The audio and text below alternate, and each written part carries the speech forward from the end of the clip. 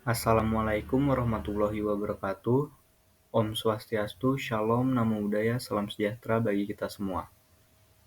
Saya Pedro Aljabala yang di video kali ini akan menjelaskan cara penanganan kelahiran anak babi, mata kuliah Manajemen dan Kesehatan Babi, dengan dosen pengampu, Profesor Dr. Hewan Inengah Kertabesung, MSI di Fakultas Kedokteran Hewan Universitas Udayana.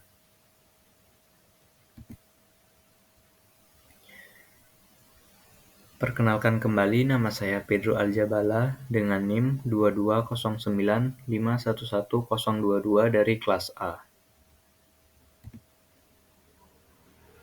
Jadi topik yang akan dibahas ada dua, yaitu tata laksana induk beranak dan tata laksana anak babi yang baru lahir. Selanjutnya pendahuluan.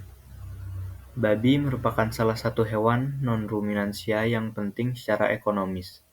Babi cepat berkembang biak, dalam 1 tahun 2-3 kali periode kelahiran, dan dalam satu periode melahirkan 10-14 anak. Keberhasilan suatu peternakan babi dapat diukur dari sejauh mana optimalisasi penerapan manajemen yang baik meliputi bibit, pakan, kandang, kesehatan, dan reproduksi. Selanjutnya yaitu tata laksana induk beranak. Jadi ada 3 stadium. Yang pertama stadium persiapan. Pada stadium pertama ini, perut akan turun ke bawah, urat daging pada sekitar vulva melonggar, dan vulva membengkak dan berwarna merah serta keluar lendir. Lalu ambing mengeras, puting berwarna kebiruan, nafsu makan akan menurun, dan induk mulai mengumpulkan sarang. Yang kedua yaitu stadium pembukaan. Pada stadium pembukaan, rahim mulai berkontraksi, dan induk babi mulai gelisah. Nafsu makan menurun, sering kencing, perut turun, lalu tubuh memanjang, tidur berdiri, sering menghentakkan kaki, dan serviks mulai terbuka. Stadium yang ketiga yaitu stadium pelepasan. Pada saat ini, pada saat melahirkan berkisar 1-12 jam. Kita harus menciptakan situasi tenang. Saat kontraksi pada rahim, janin akan terdorong keluar. Induk babi akan dalam posisi berdiri, dan jika mengalami penundaan kelahiran, perlu dilakukan injeksi oksitoksin, dan segera pisahkan induk dengan anaknya. Selanjutnya yaitu penanganan anak babi yang baru lahir. Segera setelah anak babi dilahirkan, lepaskan lapisan tipis yang membungkus tubuhnya dengan sehelai kain kering.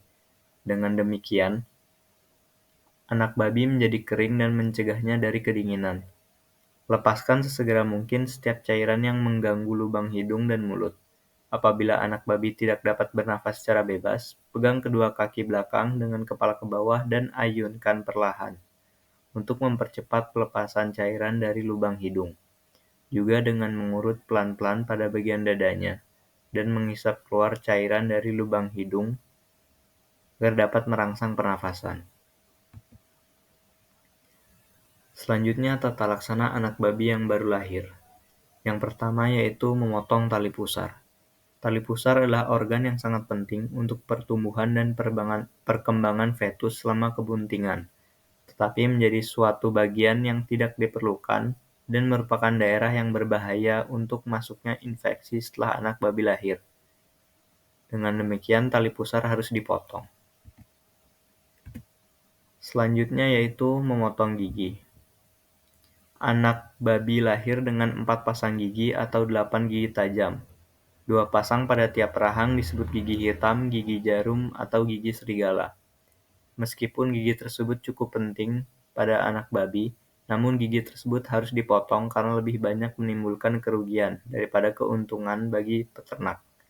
Alasan mengapa dilakukan pemotongan gigi adalah sebagai berikut. Yang pertama yaitu gigi sangat efektif menyebabkan luka pada ambing induk dan mengakibatkan induk menolak untuk menyusui anak-anaknya.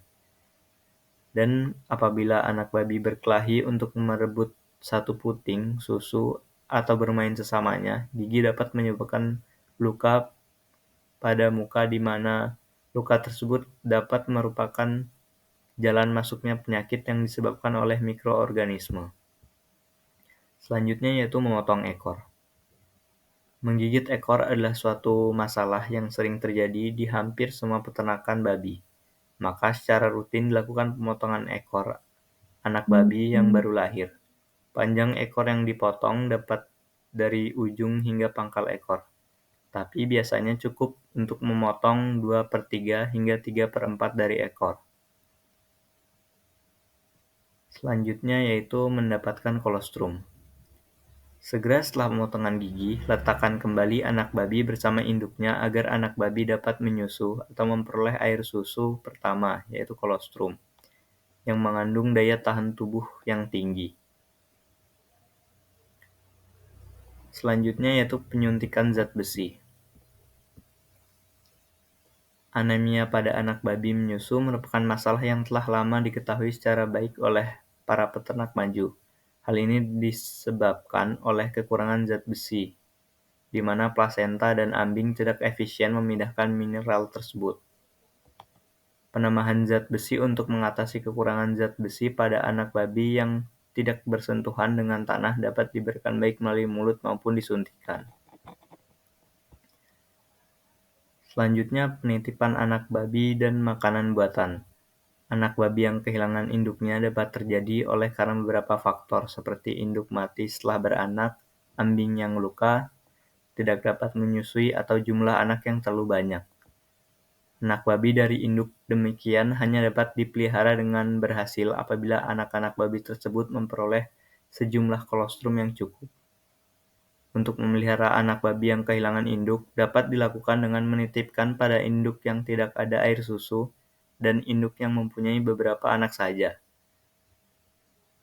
Penitipan adalah memindahkan anak babi dari satu induk ke induk lain dalam satu kelompok bibit. Selanjutnya yaitu pembuatan tanda dan nomor. Tiap ekor anak babi dalam seperindukan harus diberi tanda atau nomor dalam waktu 24 jam setelah lahir guna mengukur penampilan dari kelompok. Kebijaksanaan dalam mengafkir dan ketegasan dalam menyeleksi bibit pengganti, para peternak kecil biasanya memberi tanda pada babi dengan membuat titik-titik pada kulit atau tanda-tanda tertentu pada bulu. Yang selanjutnya atau yang terakhir yaitu kastrasi atau kebiri. Jadi kastrasi adalah suatu pengambilan bagian kelamin utama dari pejantan dan yang terbaik dilakukan pada waktu anak babi berumur 2 minggu. Pada umur ini anak babi dengan mudah ditangani. Shock dan gangguan pertumbuhan sangat minim dan kesempatan luka terkena infeksi sangat kurang karena tempat atau kandang menyusu lebih bersih daripada kandang ternak babi sapihan.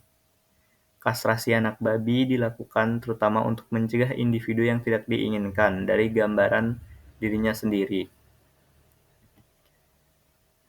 Sekian yang bisa saya sampaikan mengenai cara penanganan kelahiran anak babi. Mohon maaf bila ada kesalahan. Sampai jumpa di tugas lainnya. Terima kasih.